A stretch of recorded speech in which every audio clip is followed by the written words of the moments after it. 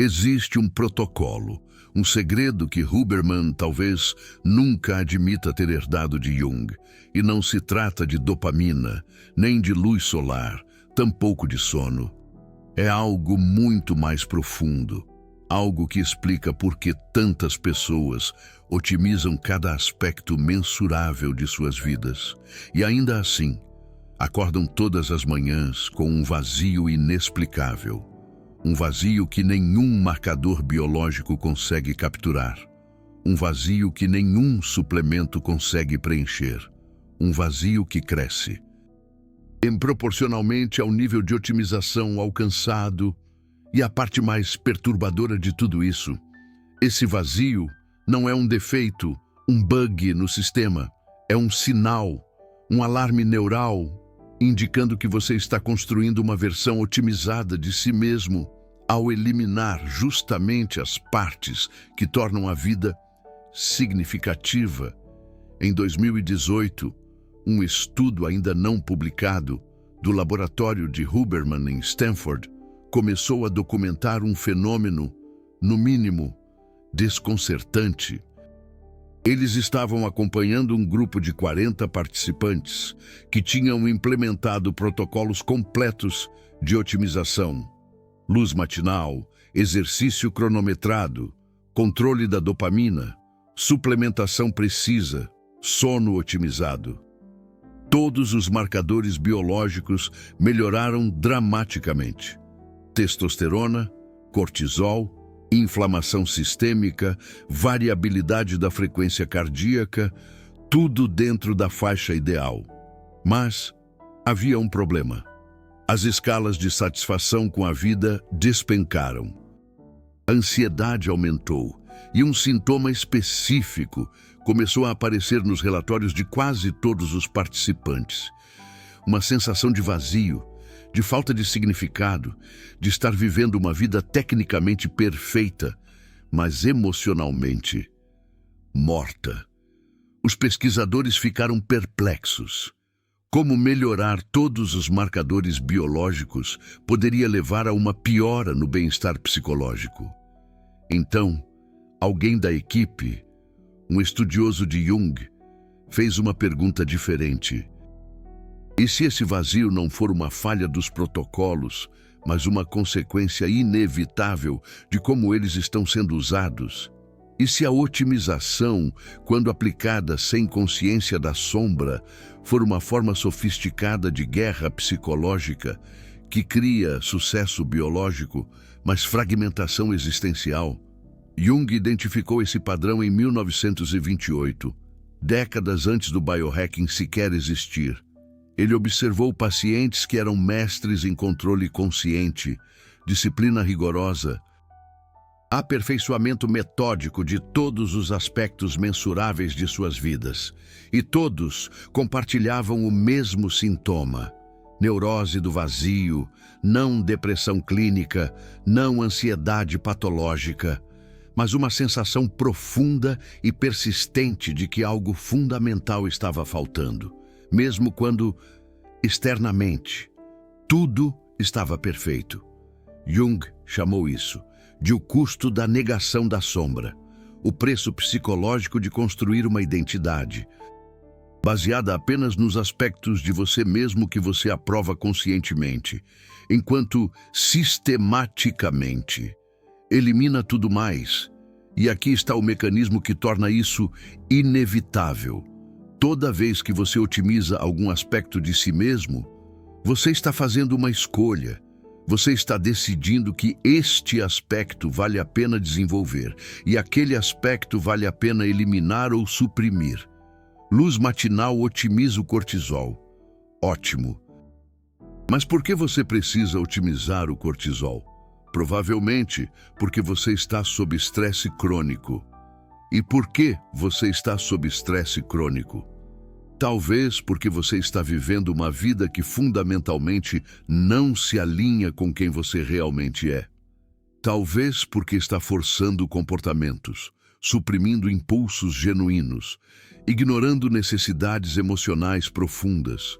E em vez de questionar isso, em vez de explorar o desalinhamento, Você otimiza o cortisol. Você trata o sintoma biologicamente, enquanto a causa psicológica se aprofunda. Huberman entende isso. Em conversas privadas, ele fala sobre a importância de significado, propósito, alinhamento psicológico. Mas publicamente, o foco é em protocolos mensuráveis, porque são mais fáceis de comunicar, mais fáceis de implementar, mais fáceis de validar cientificamente. Mas aqui está o problema. Quando você dá às pessoas ferramentas poderosas de otimização biológica, sem dar simultaneamente ferramentas de integração psicológica, você cria uma situação perigosa. Você dá a elas a capacidade de se tornarem máquinas extremamente eficientes, executando vidas que não deveriam estar vivendo. E neurologicamente, há um mecanismo específico para explicar por que isso cria o vazio. Existem duas redes neurais que precisam estar em equilíbrio para que você experiencie a vida como significativa. A rede de controle executivo e a rede de modo padrão. A rede de controle executivo, centrada no córtex pré-frontal dorsolateral, é responsável por disciplina, controle, otimização, execução de metas. A rede de modo padrão, envolvendo o córtex pré-frontal medial e o córtex cingulado posterior, é responsável por reflexão autobiográfica, criação de significado, integração de experiências em narrativas coerentes, conexão com valores profundos. Quando você está em modo de otimização total, você está maximizando a ativação da rede de controle executivo e suprimindo a ativação da rede de modo padrão. Você está constantemente em modo executivo. Fazer, otimizar, medir, melhorar. E você está evitando o modo reflexivo. Ser, sentir, questionar, integrar. E aqui está o problema neurológico. A rede de modo padrão é onde o sentido de self é construído. É onde você processa quem você é, o que importa para você. Como suas experiências se conectam com sua identidade. Quando você cronicamente suprime essa rede em favor da execução constante, você literalmente impede seu cérebro de construir uma narrativa autobiográfica coerente.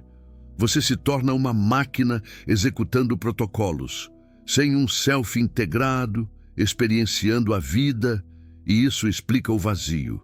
Não é depressão química, é a ausência de self, é a experiência de estar otimizando uma vida, sem ter uma identidade integrada vivendo essa vida. E quanto mais você otimiza, pior fica, porque cada ciclo de otimização requer mais supressão da rede de modo padrão, mais controle executivo, mais foco em métricas externas. Em vez de experiência interna, você está literalmente se tornando mais vazio. Quanto mais otimizado você fica, Jung dizia que a individuação, o processo de se tornar psicologicamente inteiro, requer o oposto de otimização, requer integração. Integração significa incluir partes de você mesmo, que você conscientemente rejeita. Significa dar espaço para impulsos que não se encaixam na imagem otimizada que você está construindo. Significa permitir que a sombra, os aspectos negados e reprimidos, tenham voz, não para agir sobre eles cegamente, mas para reconhecê-los conscientemente e integrá-los de forma que torne você mais completo, em vez de mais fragmentado. E aqui está onde a neurociência moderna valida Jung de forma poderosa. Quando você permite a ativação regular da rede de modo padrão, quando você dá espaço para reflexão, para processar experiências emocionalmente complexas, para explorar partes de você mesmo que não se encaixam na narrativa otimizada, algo acontece neurologicamente. Começam a emergir conexões entre a rede de modo padrão e a rede de controle executivo. Seu cérebro, literalmente, constrói pontes entre o seu eu reflexivo e o seu eu executor. E essas pontes são a base neural da sua inteireza psicológica. Pessoas que possuem essas conexões fortes não veem a otimização como algo vazio. Elas a utilizam como ferramentas a serviço de um eu integrado. Já aquelas sem essas conexões sentem a otimização como uma substituição para um eu que nunca foi construído. E essa diferença é tudo. Deixe-me contar sobre alguém que viveu isso de forma intensa. Vou chamá-la de Camila. Ela tinha 29 anos quando me procurou. MBA em uma faculdade de ponta. Trabalho em consultoria estratégica. Salário altíssimo. Acordava às 5 da manhã, fazia 20 minutos de meditação, tomava um café turbinado, treino funcional, banho gelado, rastreava tudo, sono com um anel inteligente, HRV, calorias, macros, tempo de tela, produtividade. Tinha um painel de controle no Notion com 32 KPIs pessoais, que ela revisava semanalmente, por todas as métricas mensuráveis. Ela era extraordinariamente bem-sucedida, e ela estava completamente, profundamente, insuportavelmente vazia. Descreveu como se vivesse em terceira pessoa, observando a si mesma executando uma vida perfeitamente otimizada, mas nunca realmente habitando essa vida. Sentia uma distância crescente entre a pessoa que ela estava sendo e algo essencial que costumava ser ela, e o mais assustador, ela não conseguia identificar quando a transição aconteceu, quando ela passou de usar a otimização como ferramenta para se tornar um sistema, executando a otimização sem ninguém dentro. Quando analisamos a história dela juntos, o padrão ficou claro. Ela começou com o biohacking aos 22 anos. Após um término devastador, ela se sentiu fora de controle, emocionalmente destruída, vulnerável. A otimização ofereceu algo atraente, uma forma de recuperar o controle, de transformar o caos emocional em métricas gerenciáveis, de substituir a vulnerabilidade pela disciplina. E funcionou. Ela se sentiu melhor, mais forte, mais no controle. Então ela otimizou mais, e cada ciclo de otimização requeria suprimir mais conteúdo emocional, mais vulnerabilidade, mais das partes dela que se sentiam fora de controle, mas que eram genuinamente ela. Em 7 anos, ela tinha construído uma versão otimizada de si mesma que era impecável em toda a métrica e tinha sistematicamente exilado toda a parte dela que não se encaixava nessa imagem. A criatividade caótica que ela tinha quando jovem, o senso de humor sarcástico, que não era profissional, a vontade de estar em relacionamentos complicados e íntimos, em vez de eficientemente funcionais, a capacidade de perder uma tarde inteira sem fazer nada produtivo. Tudo isso foi categorizado como não otimizado e sistematicamente eliminado. E agora, sua sombra estava cobrando o preço. O vazio não era falta de realização, era luto. Luto pelas partes dela, que foram sacrificadas no altar da otimização. E seu sistema nervoso estava sinalizando isso da única forma que sabia, através de uma sensação visceral, inescapável, de que algo fundamental estava faltando, mesmo quando tudo estava tecnicamente perfeito. O trabalho que fizemos não foi adicionar mais protocolos, foi o oposto, foi criar espaço deliberado para a não otimização, para permitir que partes exiladas dela emergissem. E isso foi aterrorizante para ela inicialmente, porque essas partes se sentiam como fraqueza, como regressão, como tudo que ela tinha trabalhado anos para eliminar. Mas quando ela finalmente deu espaço para elas, quando ela parou de guerrear contra aspectos não otimizados de si mesma, algo extraordinário aconteceu. O vazio começou a se preencher, não com mais realização ou sucesso, com presença, com a sensação de que ela estava realmente dentro da vida dela, em vez de apenas executando-a. E, interessantemente, seus marcadores biológicos não pioraram. Alguns melhoraram. Sua variabilidade de frequência cardíaca aumentou significativamente. Seu sono ficou mais profundo, mesmo dormindo menos horas, porque ela não estava mais gastando energia neural massiva em guerra civil psicológica. Ela estava integrando, não fragmentando, e integração cria coerência neural, que a otimização fragmentada nunca consegue. Mas calma, porque o que vem agora é crucial. Esse processo não foi adicionar integração em cima da otimização. Foi mudar fundamentalmente a relação com a otimização. Camila ainda usava os protocolos de Huberman, luz matinal, exercício, controle do sono, mas agora ela os usava como ferramentas, a serviço de um eu integrado, não como substitutos para um eu que ela estava evitando construir. Ela não estava otimizando para fugir de si mesma, estava otimizando para suportar quem ela realmente era. E vi neurologicamente, a diferença é enorme. Estudos de ressonância magnética funcional mostram que, quando pessoas usam protocolos de otimização, enquanto simultaneamente mantêm uma prática regular de reflexão integrativa, os padrões de ativação cerebral são completamente diferentes. Há ativação alternada saudável entre a rede de controle executivo e a rede de modo padrão. E, crucialmente, há conectividade aumentada entre essas redes.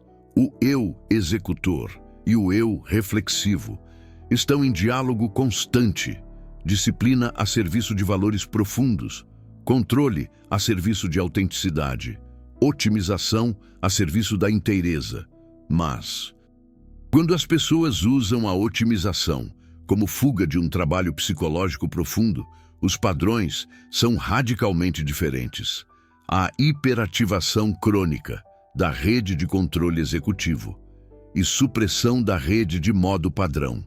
E, crucialmente, há desconexão entre essas redes. Elas operam independentemente. Você tem um sistema executivo funcionando impecavelmente, mas desconectado de qualquer eu reflexivo, que poderia dar significado a essa execução. É por isso que é possível ser extraordinariamente bem-sucedido, por todas as métricas externas, e ainda assim sentir um vazio profundo, porque o sucesso está acontecendo em um sistema neural, mas não há um eu integrado, experienciando esse sucesso como significativo. Jung descreveu isso como persona inflada. A situação onde você desenvolve uma máscara social tão sofisticada e bem-sucedida que ela substitui completamente qualquer identidade autêntica. Por baixo, e na cultura moderna de otimização, a persona não é apenas social, é biológica, é a versão otimizada de você, impecável em toda métrica que existe, sem conexão com quem você realmente é, por baixo de todas as otimizações. E o mais trágico, quanto mais bem-sucedida a persona otimizada se torna, mais impossível parece questionar. Porque questionar parece ingratidão. Você tem tudo o que deveria querer. Marcadores perfeitos, sucesso mensurável, eficiência máxima.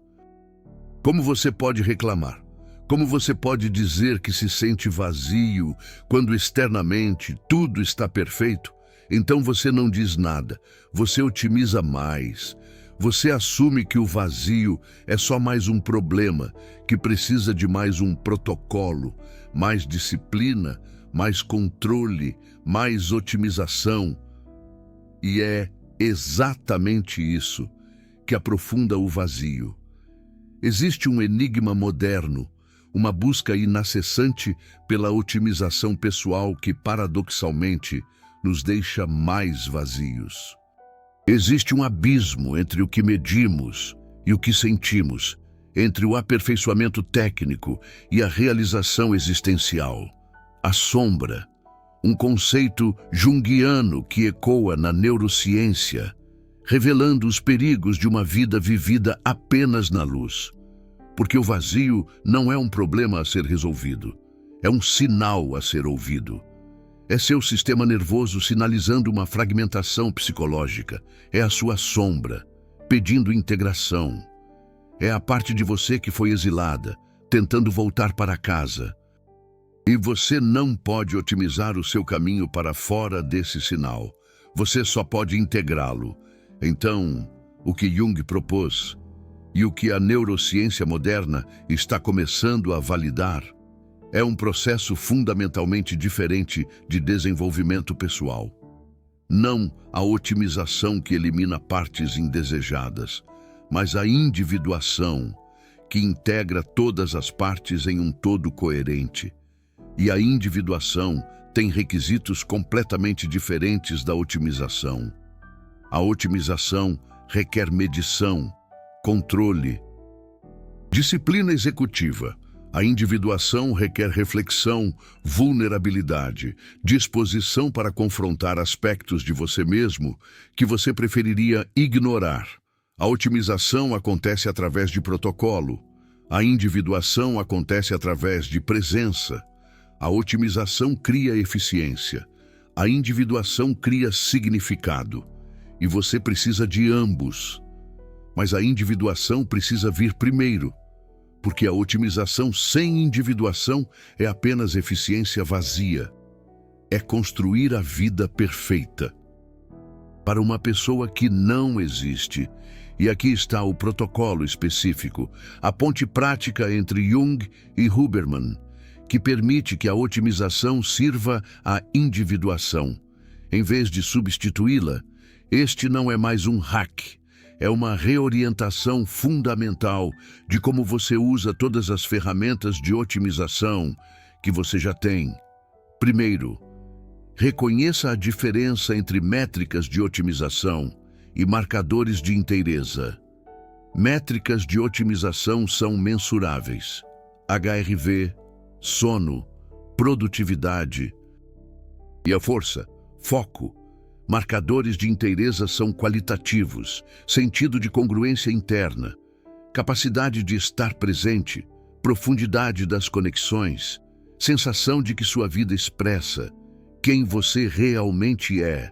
Otimização sem inteireza cria o vazio que estamos discutindo.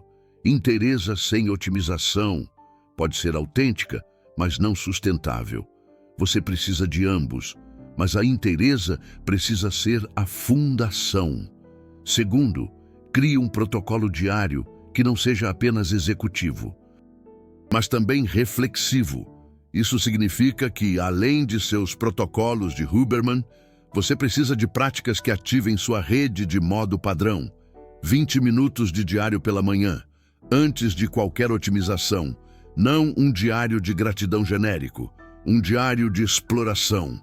Onde senti dissonância ontem, onde agi de uma forma, mas senti de outra, que impulsos suprime, que partes de mim evitei.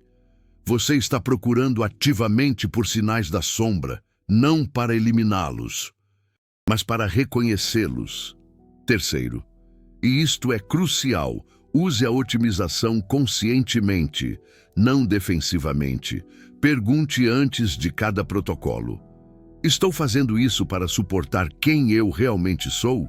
Ou para evitar confrontar quem eu realmente sou? Essa luz solar matinal é para otimizar um corpo que está vivendo uma vida autêntica? Ou para ter energia para continuar vivendo uma vida que fundamentalmente não se alinha comigo? Esse controle de dopamina é para ter clareza mental, para fazer um trabalho significativo ou para suprimir a inquietação que está sinalizando que algo está fundamentalmente errado com minha vida. A diferença não está no protocolo, está na intenção. E neurologicamente, a intenção muda tudo. Quando você usa protocolos para fugir do trabalho psicológico, você está reforçando a fragmentação. Quando você usa protocolos para suportar uma vida autêntica, e você está ativamente construindo através da integração, você está criando coerência, mesmo os protocolos, resultados completamente diferentes. Quarto, crie espaço semanal para não produtividade. Isto é heresia na cultura de otimização, mas é essencial para a individuação. Você precisa de tempo onde não está executando, não está medindo, não está otimizando. Tempo onde sua rede de controle executivo pode descansar e sua rede de modo padrão pode processar. Jung chamava isso de incubação. A neurociência chama de processamento de modo padrão. Mas funcionalmente, é o mesmo. Tempo onde seu cérebro pode integrar experiências, construir narrativas autobiográficas coerentes, conectar quem você está sendo com quem você realmente é. E aqui está o que acontece quando você faz isso consistentemente. O vazio começa a diminuir. Não porque você adicionou mais protocolos, mas porque você parou de usar protocolos. Como uma fuga de você mesmo, os mesmos marcadores biológicos que você otimizou agora estão a serviço de uma vida que realmente é sua. E isso muda tudo neurologicamente, porque agora há um self integrado, experienciando os benefícios da otimização. Não é só um sistema executando perfeitamente, é uma pessoa vivendo autenticamente e usando a otimização como suporte, não como substituto. Isso finalmente responde à pergunta que começamos. Por que você se sente vazio depois de otimizar tudo? Porque você otimizou uma vida, sem primeiro integrar um self. Para viver essa vida, você construiu a máquina perfeita, mas esqueceu de perguntar quem está operando a máquina, e quando finalmente olha para dentro, procurando o operador, encontra o vazio. Não porque você falhou, mas porque você teve tanto sucesso em otimização, que substituiu completamente o trabalho de individuação. Mas aqui está onde a história fica esperançosa, e onde a síntese Jung-Huberman se torna transformadora, em vez de apenas teórica. Porque o vazio, por mais doloroso que seja, é reversível. Não é um dano permanente, é um sinal de algo que pode ser recuperado. E o processo de recuperação não requer abandonar a otimização, requer recontextualizá-la dentro de uma estrutura maior de desenvolvimento humano. Deixa eu te mostrar como isso funciona em detalhe prático. Quando Camila começou esse trabalho, ela tinha medo de que integrar a sombra significasse perder tudo que ela tinha construído, que dar espaço para partes não otimizadas dela significaria regredir, perder disciplina, voltar ao caos emocional que ela tinha escapado aos 22. Mas o que realmente aconteceu foi completamente diferente. Ela manteve seus protocolos básicos de Huberman, luz solar matinal, porque realmente fazia ela se sentir melhor, exercício, porque ela genuinamente gostava, não apenas por performance, sono otimizado, porque descanso de qualidade era inegociável. Mas ela mudou como se relacionava com esses protocolos. Eles não eram mais uma armadura contra a vulnerabilidade. Eram um suporte para uma vida mais autêntica que ela estava construindo conscientemente. E aqui está o detalhe crucial. Quando ela começou a integrar partes exiladas de si mesma, seus protocolos de Huberman se tornaram mais eficazes, não menos. Por quê? Porque ela parou de gastar energia neural massiva em conflito interno. A mesma dopamina, o mesmo cortisol, a mesma testosterona, mas agora operando em um sistema nervoso que não estava em guerra civil. E a eficiência biológica de um sistema integrado supera dramaticamente a eficiência de um sistema fragmentado. Não importa quão otimizado. Estudos recentes de ressonância magnética funcional, lá no laboratório de Stanford, mostraram isso diretamente, quando participantes com alta otimização, mas baixa integração, fazem uma tarefa cognitiva desafiadora. Seus cérebros mostram ativação intensa, mas também interferência neural massiva.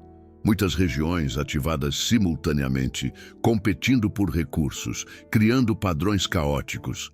É como ter um carro com motor potente, mas transmissão quebrada, muita energia, pouca eficiência.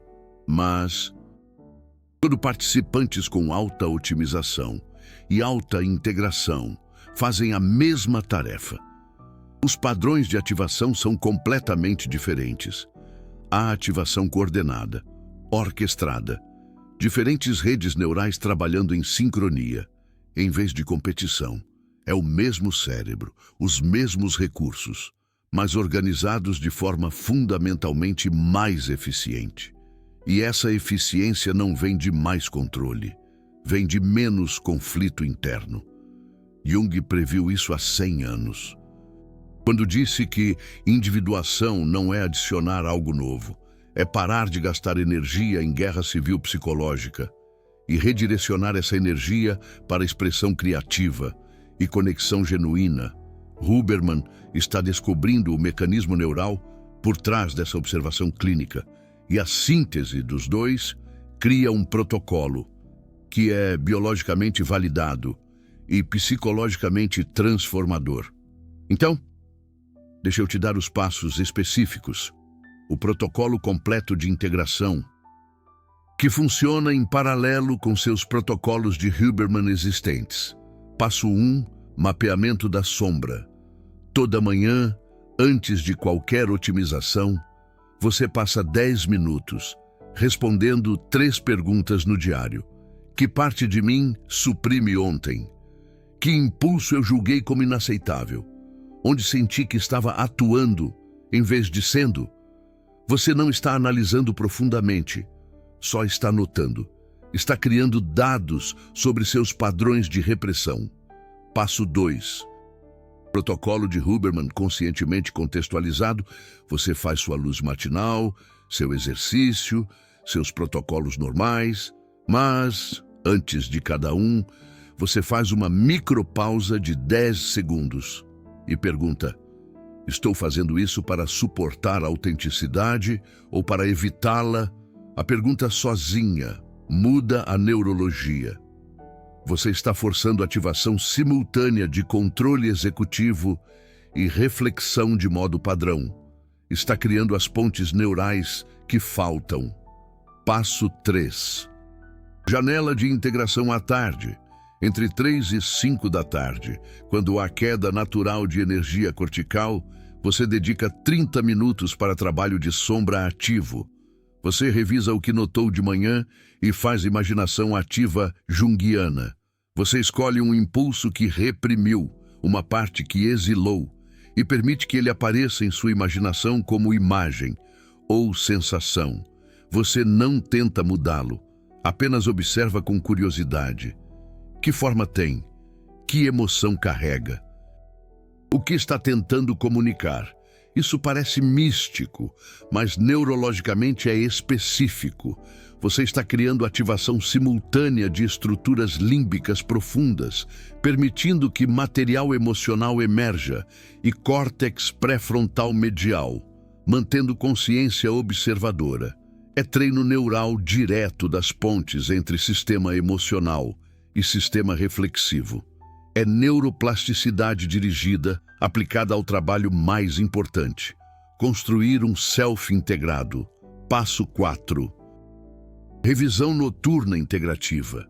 Os últimos 15 minutos antes de dormir, você faz uma revisão gentil do dia, não julgamento, não análise pesada, apenas 3 perguntas. Onde vivi autenticamente hoje? Onde usei otimização como fuga? Como posso alinhar melhor amanhã? E então, crucial, você reconhece em voz alta uma coisa que reprimiu durante o dia. Eu reconheço que senti raiva e não expressei. Eu reconheço que forcei entusiasmo quando estava cansada. Eu reconheço o impulso que julguei como fraco. Esse reconhecimento noturno altera fundamentalmente o processamento durante o sono. Lembra dos estudos que mencionei no primeiro roteiro? Quando você conscientemente reconhece conteúdo da sombra antes de dormir, seu córtex pré-frontal permanece parcialmente ativo durante o processamento límbico noturno. Em vez de consolidação cega de repressão, você obtém integração supervisionada. Seu cérebro processa o material, mas agora com participação de estruturas de consciência superior. E se você fizer isso consistentemente, não por uma semana, mas por meses, o que começa a acontecer é profundo. O vazio diminui, não porque você encheu com mais realizações ou protocolos, mas porque um self integrado começou a emergir. As partes exiladas voltam para casa. E quando elas voltam, elas trazem energia, criatividade, vitalidade, que estava bloqueada quando estavam reprimidas. Carolina descreveu como acordar de uma anestesia psicológica.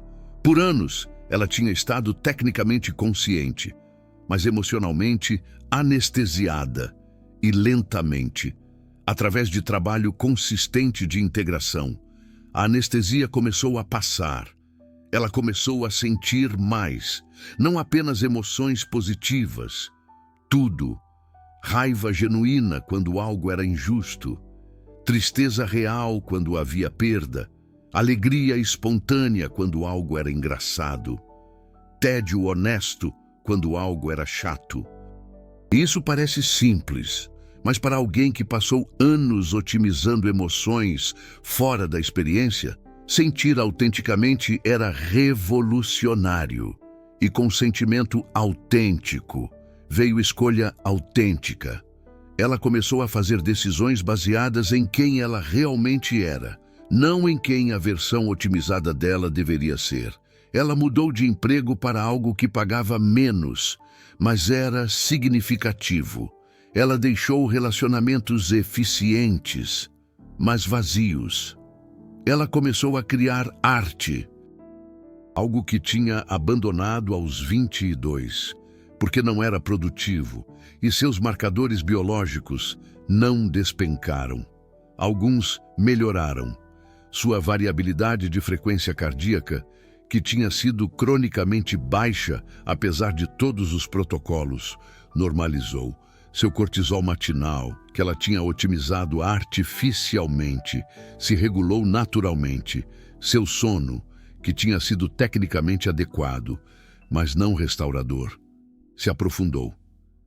Porque ela não estava mais usando otimização como guerra, estava usando como suporte para uma vida autêntica. E aqui está o dado que mudou minha perspectiva completamente. Quando medido 6 meses depois, o grupo de pessoas que tinha adicionado práticas de integração aos protocolos de otimização superou o grupo que só otimizava em praticamente toda métrica. Não apenas bem-estar psicológico, o que era esperado, mas também marcadores biológicos puros, HRV superior, inflamação sistêmica menor, resposta de cortisol mais saudável, melhor neuroplasticidade medida através de aprendizado de tarefas novas. Como? Porque um sistema nervoso integrado simplesmente funciona melhor que um sistema fragmentado. Mesmos protocolos, mesmos suplementos, mesmo exercício, mas aplicados a um organismo que não está em guerra consigo mesmo. e a eficiência biológica resultante supera o que pura otimização consegue alcançar. Jung tinha razão biologicamente, mesmo sem ter a tecnologia para provar, e Huberman está fornecendo a prova, mesmo que publicamente ele foque em protocolos mais simples. E você acaba de descobrir algo que praticamente ninguém está comentando. A verdadeira causa do vazio que surge depois da otimização e o protocolo específico para curá-lo. Esta síntese de Jung e Huberman levou anos para ser construída, conectando psicologia profunda com neurociência de ponta, de uma forma que nenhum dos campos consegue fazer sozinho. Se esta revelação mexeu com você, se ver a conexão entre otimização e fragmentação psicológica iluminou seu próprio vazio, considere usar o SuperTanks. Não é apenas um apoio, é você votando para que este trabalho de síntese continue. É você dizendo que conexões profundas entre psicologia e neurociência importam mais que protocolos superficiais. Quando você clica no coração dourado, você está financiando a próxima revelação que a academia mantém separada. Você não é um consumidor de conteúdo. Você é parte de um movimento de integração de conhecimento, e cada SuperTanks fortalece esse movimento. E agora, a pergunta mais importante. O que realmente está em jogo não é apenas seu bem-estar ou seus marcadores biológicos. É a questão fundamental de como você vai viver. Você vai continuar otimizando uma vida vazia, acumulando métricas perfeitas enquanto o vazio cresce? Ou vai fazer o trabalho mais difícil, mas infinitamente mais recompensador de integrar um self, de trazer as partes exiladas de volta, de construir uma vida que é não apenas otimizada, mas autenticamente sua? Jung dizia que a maior tragédia não é morrer, é viver uma vida inteira como alguém que você não é. É gastar décadas construindo uma versão otimizada de si mesmo, que não tem conexão com quem você realmente poderia ter sido. E na era moderna do biohacking, essa tragédia se tornou não apenas possível, mas incentivada. Você pode agora criar uma persona biologicamente perfeita que substitui completamente qualquer self autêntico. E aqui está o aviso que Jung daria se estivesse vivo hoje. Você não pode biohackear seu caminho para fora de uma vida inautêntica. Você não pode otimizar uma solução para fragmentação existencial.